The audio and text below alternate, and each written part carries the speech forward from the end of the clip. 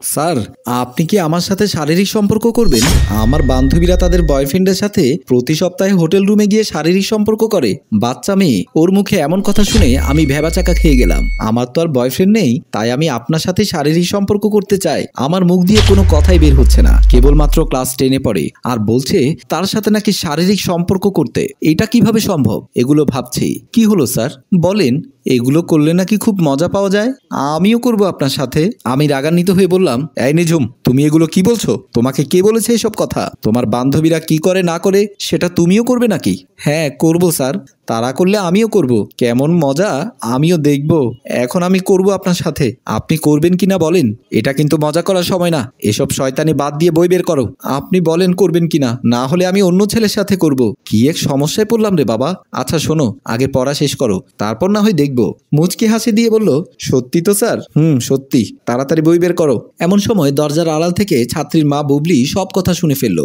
উচ্চস্বরে বলল, তোমার আর মেয়েকে পড়াতে হবে না, তোমার সাথে কথা আছে, রুমে আসো। কথাগুলো শুনে আমি ভয়ে চুপসে গেলাম। নিঝুম মাথা নিচু করে রইল।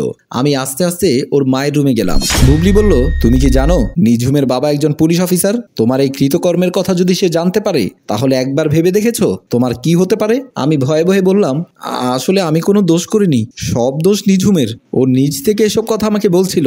বুবলি বলল, কার দোষ কার গুণ ওই বিচার করার জন্য আমি তোমাকে এখানে ডাকিনি। আমি বললাম, তাহলে কি জন্য ডেকেছেন? বুবলি হঠাৎ গলা জড়িয়ে ধরে বলল, আমার অনেক দিনের ইচ্ছে একটা অবিবাহিত ছেলের সাথে শারীরিক সম্পর্ক করা। ইতিমধ্যে আমি বুঝে গেছি কি হতে চলেছে। আমি দ্রুত আন্টির হাতটা সরিয়ে বললাম, আপনি সত্যি বলছেন? তাছাড়া আমি আপনার থেকে বয়সে ছোট। আন্টি রাগান্বিত হয়ে আমাকে বলল, তুমি যদি আমার কথায় রাজি না হও, তাহলে তোমার সব কথা নিঝুমের বাবাকে আমি বলে দেব। তারপর তোমাকে 14 শিকের ভাত খাওয়াবে। 10 বছরেও জেল থেকে বের হতে হবে না। আমি নিঝুমের মায়ের কথা শুনে কি করব ভেবে উঠতে পারছি না। এদিকে নিঝুম পড়ার টেবিলে বসে ভাবছে, স্যার এখনো আসছে না কেন? আম্মু কি স্যারকে বেশি বকা দিচ্ছে? বেচারা আমার জন্য বকা শুনছে। এসব ভাবনার মাঝে হঠাৎ স্যার দৌড়ে এসে হাঁপাতে হাঁপাতে চেয়ারে বসলো। বিয়ের আগে এগুলো করা তো পাপ, কিন্তু আমরা কজন এগুলো ভাবি? আমরা অনেক মেয়ের সাথে পাপ করে বেড়াচ্ছি। দিন দিন কত মেয়ে তার সতীত্ব হারাচ্ছে ভালোবাসার প্রমাণ দিতে গিয়ে। এগুলো মনে মনে ভাবছি। স্যার, আমি আগে কোন সাবজেক্ট বের করব? নিঝুমের ডাকে আমার হুঁশ ফিরল। গণিত বের করো। আজকে শুধু অঙ্ক করব। কালকে যেগুলো করতে বলেছি সেগুলো করেছো? জি স্যার। দেখেন, তারপর অঙ্কগুলো দেখলাম, ঠিকভাবেই করেছো। তাহলে আজকের মতো পড়া শেষ। তুমি বই বন্ধ করো আর আমি যাই। ওকে। আমার ভীষণ ভয় করছে।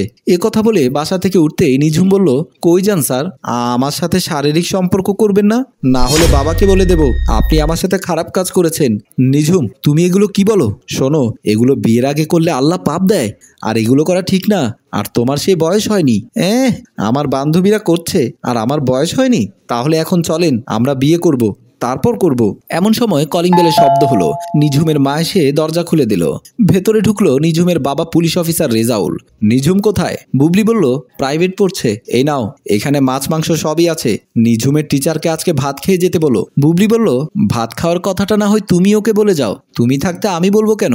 রেজাউল সাহেব পড়ার টেবিলে ওখানে গিয়ে বলল, কেমন আছো বাবাজি? টিচার মাথা নিচু করে বসা থেকে দাঁড়িয়ে বলল, জি ভালো আছি। আপনি কেমন আছেন? এই তো বেশ ভালো আছি। আজকালকার ছেলে এত লজ্জা পেলে চলবে?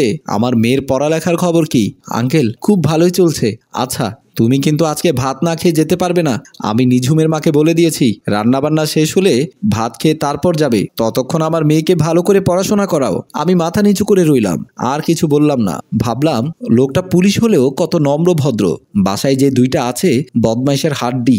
এখন আমি কি করব ভেবে পাচ্ছি না। ভাবনার মাঝে হঠাৎ ওয়ারলেসে খবর আসলো, দ্রুত থানায় যেতে হবে। নিঝুমের বাবা রেজাউল সাহেব তাদেরকে বসতে বলে আবার থানার দিকে চলে গেল। রান্না শেষ হলে মা খাবার টেবিলে নিয়ে আসলো। তারপর মা নিঝুমকে ডাকতে লাগলো। নিঝুম পড়ার টেবিল থেকে বলল, আসছি, তোর স্যারকে নিয়ে আয়। ঠিক আছে বলে স্যার সহ খাবার টেবিলে আসলো। আমি খাবার টেবিলে বসে মাথা নিচু করে রইলাম আর ভাবলাম, কোন দুঃখ কাকে বোঝাবো? মা মেয়ে দুজনেই শারীরিক সম্পর্কের জন্য পাগল হয়ে গেছে। তাহলে পুলিশ কিছুই করতে পারে না, নাকি সেই ক্ষমতা তার নেই? এমন সময় বুবলি বলল, কি হলো, ভাত খাও? জি খাচ্ছি বলে এক লোকমা ভাত খেতেই টেবিলের নিচ দিয়ে পায়ে কে যেন চাপ মারলো। আমি হালকা চমকে উঠলাম। দেখলাম মা মেয়ে দুজনে হাসছে। আমি বুঝতে পারলাম না এই কাজটা করলো কে, মেয়ে নাকি মা। আমি খুব যন্ত্রণায় আছি। আমার মাথা পুরোপুরি গরম হয়ে গেল। আমি আবারও খেতে লাগলাম। নিঝুমের চোখে চোখ পড়তেই চোখ মারলো আমাকে। আমি আর নিজেকে কন্ট্রোল করতে না পেরে দিলাম এক থাপ্পড় ঠাস করে নিঝুমের গালে। থাপ্পড় মারার কারণে দেখছি কান্না করছে। কি করলাম আমি এটা? ওর বাবাকে যদি বলে তাহলে তো আমাকে জেলের ভাত খাওয়াবে। খুব তাড়াতাড়ি উঠে আমি বাইরে চলে গেলাম। হাঁটতে হাঁটতে বাড়িতে চলে এসেছি। আমার নিজের বাড়ি নয়, আমরা বাসা ভাড়াই থাকি। বিয়ের উপযুক্ত আমার ছোট বোন আছে বাসায়। কিরে ভাইয়া, আজকে আসতে এত দেরি হলো যে?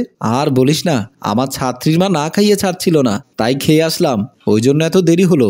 আর এদিকে আমি তোর জন্য না খেয়ে বসে আছি। ও আচ্ছা, ঠিক আছে, তুই খেয়ে নে, আমি রুমে যাচ্ছি, একটু রেস্ট নেব। ওকে, যা তাহলে। তারপর আমি রুমে চলে গেলাম। রুমে ঢুকে আমি খুব টেনশনে পড়ে গেলাম। এখন কি করব ভেবে পাচ্ছি না। ওই পুলিশ যদি আমাকে ধরে নিয়ে যায় তার মেয়েকে থাপ্পড় মারার অপরাধে, এখন আমার খুব টেনশন হচ্ছে। ইচ্ছে করছে নিজের চুল নিজেই ছিঁড়ে ফেলি। এভাবে কিছুক্ষণ চিন্তা করার পর বিছানায় হেলান দিয়ে চোখ বন্ধ করে রইলাম। পরের দিন সকালবেলা আমার ঘুম ভাঙলো। আমি তাড়াতাড়ি মোবাইলটা হাতে নিয়ে দেখলাম কোনো পুলিশ ফোন করেছে কিনা। কেউ ফোন করেনি। আমি তাড়াহুড়ো করে রেডি হয়ে সোজা চলে গেলাম থানার দিকে। থানায় এসে স্যারের সামনে বসলাম। স্যার আমাকে বলল, তুমি কি কাজে এসেছো থানায়? স্যার, আমি একটা জিডি করতে এসেছি। বসো বসো, কোনো সমস্যা নেই। জিডি করবে, বিষয়টা কি জানতে পারি? কেউ কি তোমাকে হুমকি ধামকি দিয়েছে? আমাকে নাম বলো, এক্ষুনি থানায় এনে এমন পিটানি দেব বাপের নাম সহ ভুলে যাবে। আমি ভাবলাম একজন দক্ষ পুলিশ অফিসার হয়েও এমন সহজ সরল মানুষ বর্তমান খুঁজে পাওয়া যায় না। আচ্ছা, আমি ফাইলটা বের করছি, তুমি নাম ঠিকানা বলো। স্যার, আসামি হলো মা মেয়ে দুজন। ঠিক আছে, নাম বলো। মার নাম হলো বুবলি, স্বামীর নাম রেজাউল, আর মেয়ের নাম হলো নিঝুম। এসব কথা বলতে পুলিশ অফিসার রাগান্বিত হয়ে বলল, তুমি কি এখানে তামাশা করতে এসেছো? তুমি জানো পুলিশের প্রতিটি মিনিট ঘন্টা কতটা মূল্যবান?